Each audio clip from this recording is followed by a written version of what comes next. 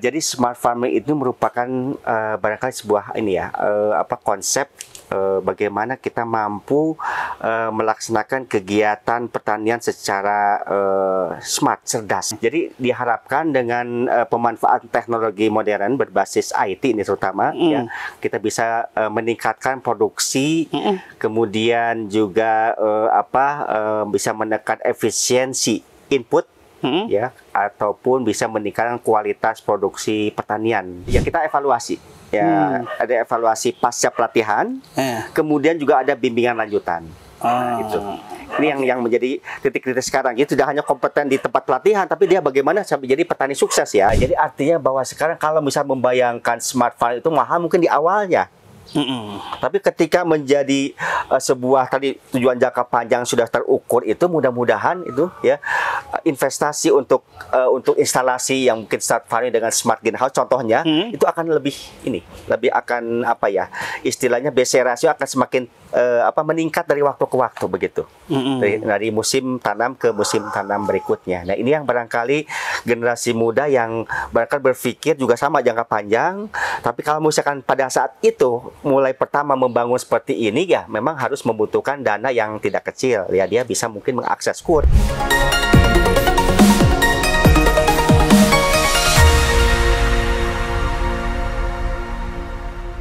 Dari areal greenhouse tanaman tomat VIF Balai Besar Pelatihan Pertanian Lembang, Jawa Barat, bincang tipis-tipis kembali menjumpai Anda bersama saya Erman Tale Daulay di channel Tale Tries Info. Di channel ini berbagai isu terkini yang menjadi perhatian publik dan narasumber yang kita hadirkan untuk membahas isu tersebut akan kita iris-iris menjadi tipis-tipis. Pada tayangan kali ini kita sengaja bertandang ke kandangnya Pak Ajat Jatnika, Kepala Balai Besar Pelatihan Pertanian. Apa sih yang mereka lakukan di areal ini? Coba iris tipis-tipis dulu, Pak. Ini Balai Besar Bapak ini apa sih, kalau bahasanya tupoksinya apa sih, Pak? Silakan iris tipis-tipis dulu. Baik, terima kasih Pak Erman Daulay. Jadi Balai Besar Pelatihan Pertanian Lembang merupakan salah satu unit pelaksana teknis di bidang pelatihan di bawah Badan Penyuluhan dan Pengembangan SDM Pertanian Kementerian Republik Indonesia.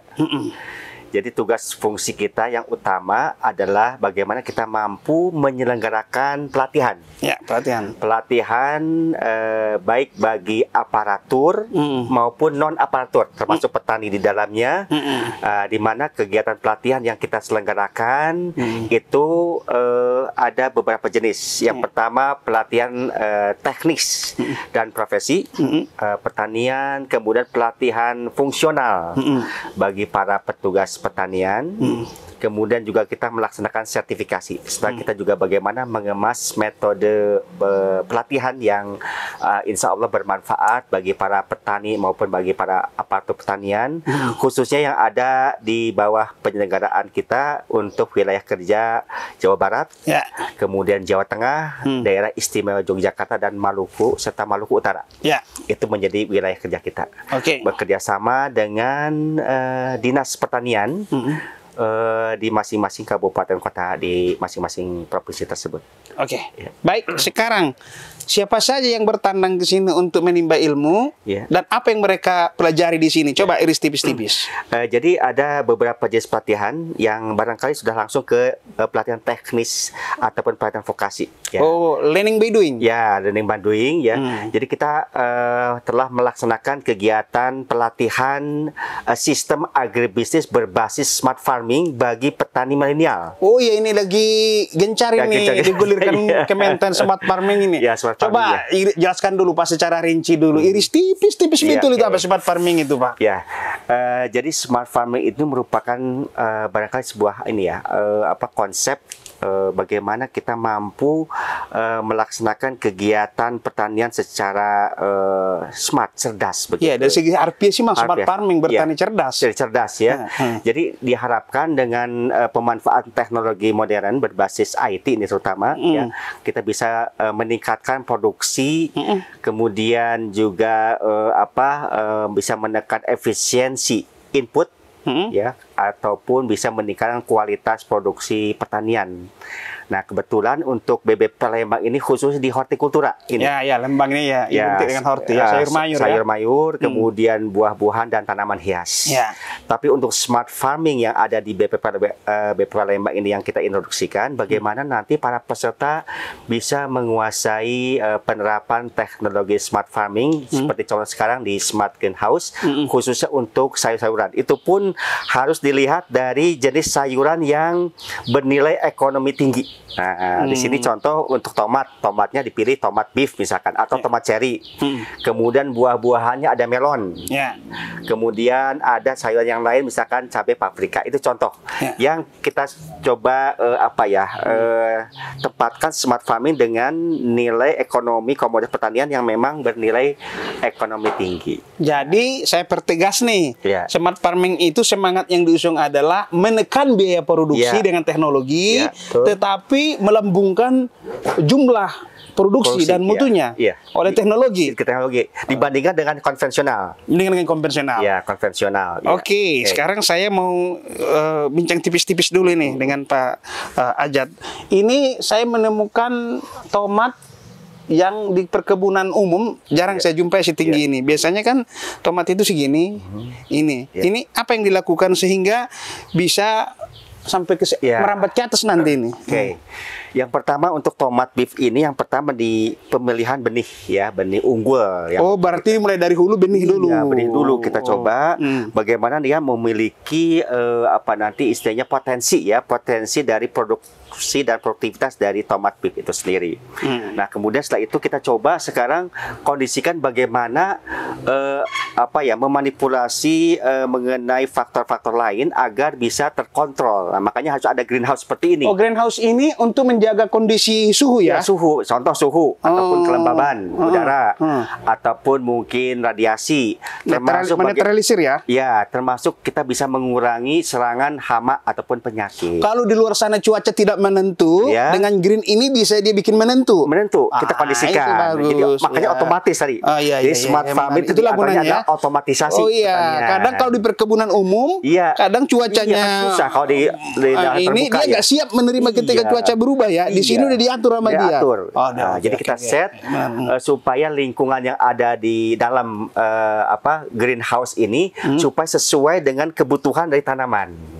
Baik itu mungkin airnya, kemudian nutrisinya, ya termasuk mungkin tadi suhu, kelembaban yang memang sesuai dengan pertumbuhan sehingga diharapkan benih unggul tadi bisa berproduksi maksimal atau berarti optimal. Mulai dari benih dulu masuk ke budidaya. Budidaya gimana? Nah, kalau budidaya itu nanti kita coba sekarang dengan sistem apa ini? Kita coba dengan media, misalkan dengan ada dengan kokofit, ada dengan arang sekam ini. Nah, ini juga sama, kita kalau misalkan di lahan terbuka dengan tanah ya langsung. Kalau ini juga sama kayak tanah biasa juga sebenarnya. Yang penting nanti kebutuhan nutrisinya ini bisa terpenuhi ini. Nah, makanya kita ada semacam drip irrigation untuk pengaturan ini untuk nutrisinya, untuk unsur haranya dan termasuk dengan kebutuhan air sesuai dengan usia dan tahapan dari mulai vegetatif ke generatif si tomat beef ini begitu. Jadi sudah bisa menakar berapa sih sebenarnya kebutuhan yang memadai untuk tomat beef ini, baik untuk misalkan untuk airnya, irigasinya maupun untuk fertilizernya, untuk unsur haranya itu. Ini ada kabel-kabel silit segala nih, Pak. Ini kabel apa ini? Nah, ini untuk ini nih. Jadi nanti untuk pengaturan mengenai tadi ini kan ada drip irrigation ya. Mungkin vertigasi ya. Karena saya kan petani konvensional dari Tapanuli di sana, Pak. Nggak apa kabel-kabel, nggak pernah saya bertani lihat ada kabel-kabel di kampung saya Tapanuli sana nih. Ini apa ini kabel ini nih? Jadi tadi ini untuk tiap polybag ini sudah ditakar ini kebutuhan tanaman. Jadi dia ngirim sinyal. Iya, memberitahu ke si petaninya dia, aku butuh air, aku butuh apa berapa? Nanti berapa mililiter per tanamannya pada satu hari itu.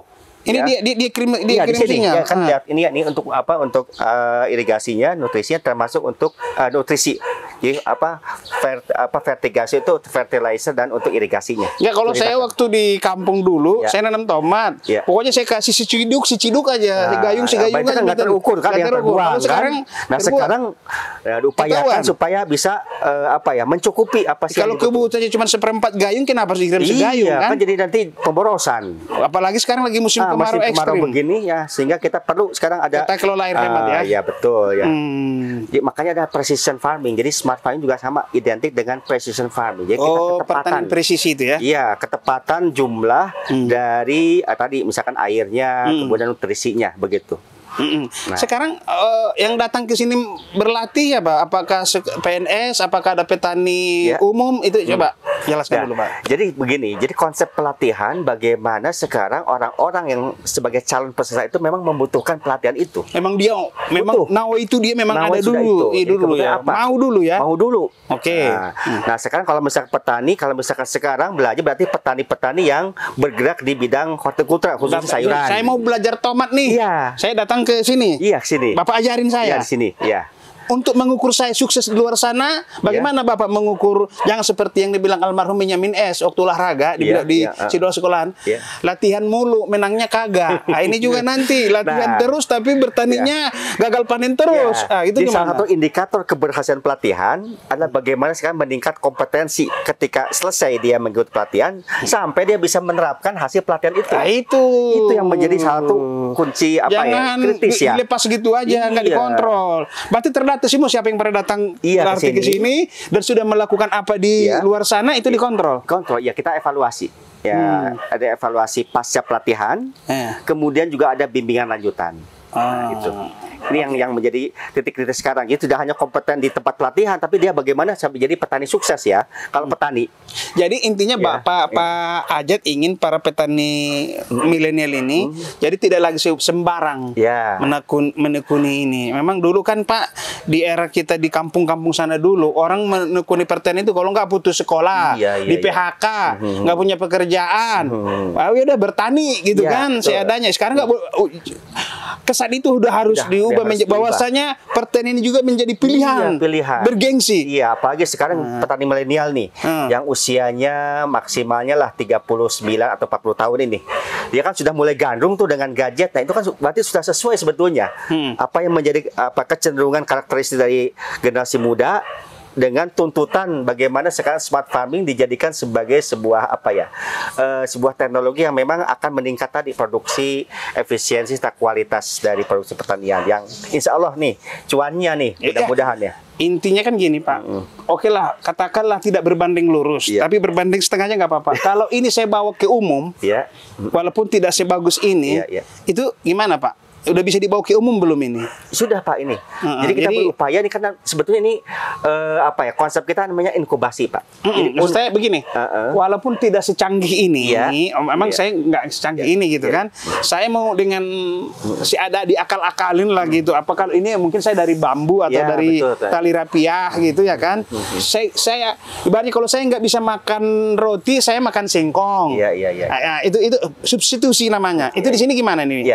Ya, tetap bahwa Balai Besar Pelatihan Pertanian juga kita sudah memperlihatkan berbagai alternatif ya. Alternatif misalkan contoh greenhouse, ada yang dari bambu nih untuk rangkanya yang belah sana ya, bambu. Di sini ada yang langsung metal semua nih.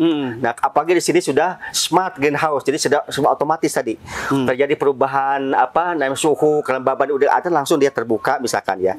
Kemudian kalau di sini ada blower segala macam untuk bisa nanti ada semacam hembusan yang belah sana tuh ya, supaya nanti di dalam ruangan itu tetap variable sesuai dengan keinginan dari tanaman ini. Nah, ini yang kita berikan alternatif. Cuma yang di bambu memang belum semua bisa kita terapkan IoT-nya. Oke, jadi tadi Pak Ajat Jatnika sebut namanya cuan. Hepeng, ya.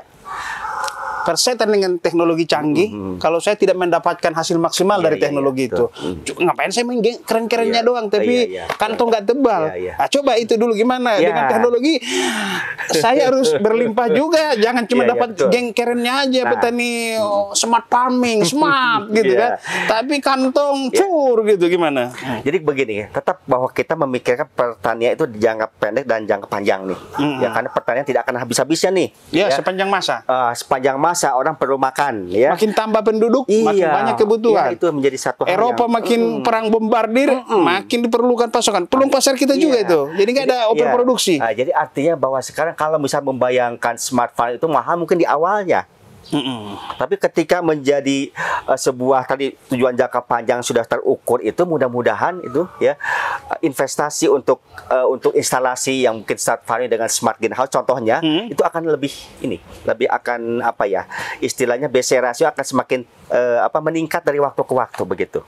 Dari musim tanam ke musim tanam berikutnya. Nah, ini yang barangkali generasi muda yang barangkali berpikir juga sama jangka panjang, tapi kalau misalkan pada saat itu mulai pertama membangun seperti ini ya memang harus membutuhkan dana yang tidak kecil ya, dia bisa mungkin mengakses KUR yang sudah disiapkan. KUR ya betul Pak ya, betul. Kembali ke soal KUR ya. KUR ini kan pertanian ini itu bunganya juga kan cukup rendah, 6% disubsidi, sekarang ada yang 3% juga 3%, gitu kan. Ya, betul, itu bisa dimanfaatkan. Memang kalau seperti ini Pak, bisik-bisik saya butuh modal berapa ini untuk bikin seperti ini nih? Ya. Jadi ini sebetulnya dibangun tahun 2016-2017 ini. Dulu perolehannya ini untuk segala macamnya itu 1 miliar. Jadi kalau kami 10 orang, seroan, 100 juta masih bisa. Itu dengan hasil begini kan gitu. Betul. Nah, makanya nanti barangkali lebih efektif bagaimana seorang petani individu itu harus membentuk kelompok, Bang. Oh iya ya, kelompok sekarang ya betul. Petani itu korporasi kelompok dan kelembagaannya ini yang sangat penting nih. Minimalnya tadi untuk sharing masalah pembiayaan. Kemudian juga sama. Pak Janika di sini ada nggak belajar di ruangan kelas, belajar di lapangan di sini di balai ini ada? Iya. Jadi ini merupakan barangkali bagian dari instalasi untuk praktek sini ya. Kita kalau misalnya klasikal kita siapkan klasikal di kelas. Ataupun sebetulnya kalau misalnya belajar di mana saja sebetulnya, apalagi sekarang bisa blended learning, ada yang online kemudian offline, ada yang hybrid. Pada waktu bersamaan bisa online, ada yang offline yang ada di kelas misal ini. Jadi sebetulnya sekarang teknologi itu juga bisa menjadikan sebuah alternatif yang memungkinkan peserta pelatihan lebih enjoy begitu, karena dia bisa menggunakan gadget pada saat dia misalnya berada di luar area balai kami pelatihan, tapi dia bisa ikut. Animo petani yang datang ke sini gimana Bapak lihat trennya dari hari ke hari, bulan ke bulan gimana? Nah, kalau misalkan kami melihat pertama mengenai pelatihan ya, pelatihan kita sementara ini banyak disokong dengan APBN ya. Nah, tapi banyak sekali kunjungan dari berbagai mungkin dari mulai mahasiswa-siswa sampai ke kepala desa yang berkunjung ke sini. Supaya ditularkan di sana. Jadi kita itu menerima kunjungan-kunjungan nih untuk melihat sebuah balai pelatihan yang bisa menampilkan berbagai alternatif teknologi di bidang pertanian yang bisa menggugah mereka sehingga mereka bisa punya ide, inspirasi supaya di tempatnya itu bisa dikembangkan. Nah, contohnya kalau di sini smart greenhouse tadi, mudah-mudahan dengan membayangkan dengan nilai investasi awal yang kecil yang mungkin didukung oleh berbagai stakeholder termasuk perbankan, bagaimana petani itu berkelompok supaya lebih istilahnya pada saat penerapan mungkin petani yang belum mencukupi pembiayaan bisa bersama-sama lah membangun sebuah instalasi greenhouse ini seperti ini, smart greenhouse ini. Tapi Bapak terus memantau mereka di luar sana ya dalam hal berbudidaya ya? Berbudidaya. Kita akan tetap pantau. Ya sekarang kan mudah saja. Sekarang kalau misalnya peserta pelatihan itu ya satu angkatan contoh Bang ya. Dia membentuk WAG nih. Nah, kalau udah WAG gini mudah-mudahan tidak sampai berhenti selesai pelatihan, tapi dia masih ada komunikasi di antara mereka sendiri peserta ataupun sudah kita sediakan fasilitas untuk misalkan diskusi lanjutan pada saat mereka sudah kembali dan menerapkan teknologi yang dipelajari di balai pelatihan begitu. Demikian bincang tipis-tipis dengan Pak Ajat Jatnika, Kepala Balai Besar Pelatihan Pertanian Lembang, Jawa Barat. Sampai bertemu kembali.